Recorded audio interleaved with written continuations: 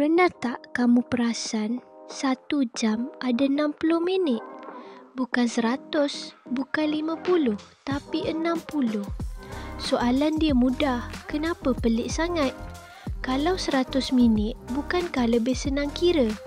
Siapa yang tentukan 60 ni semua?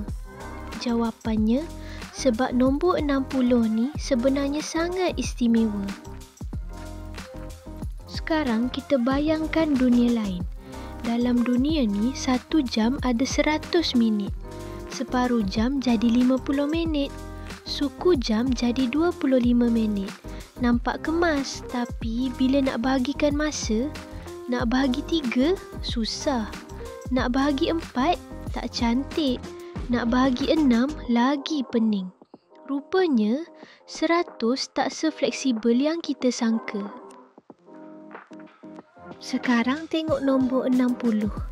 60 boleh dibahagi dengan 2, 3, 4, 5, 6, 10, 12. Sebab tu kita senang sebut setengah jam suku jam 10 minit, 20 minit tanpa kiraan pelik. Maknanya 60 senang dipotong-potong ikut keperluan harian. Sebenarnya, idea guna nombor 60 ni bermula lebih 4,000 tahun lepas. Sekitar 3,000 sebelum Masihi, tamadun di kawasan Mesopotamia yang hari ini terletak di Iraq guna sistem kiraan berasaskan 60. Mereka pilih 60 sebab nombor ini mudah dibahagi dan sangat berguna untuk kira masa dan pergerakan bintang. Manusia selalu bahagikan masa, belajar, main, rehat, tunggu. Kalau nombor susah dibahagi, otak kita cepat penat. Sebab tu nombor yang senang dibahagi lebih berguna daripada nombor yang cuma nampak cantik. Kita kira nombor guna 10 sebab kita ada 10 jari. Tapi masa bukan dikira ikut jari. Masa dibahagi ikut pecahan.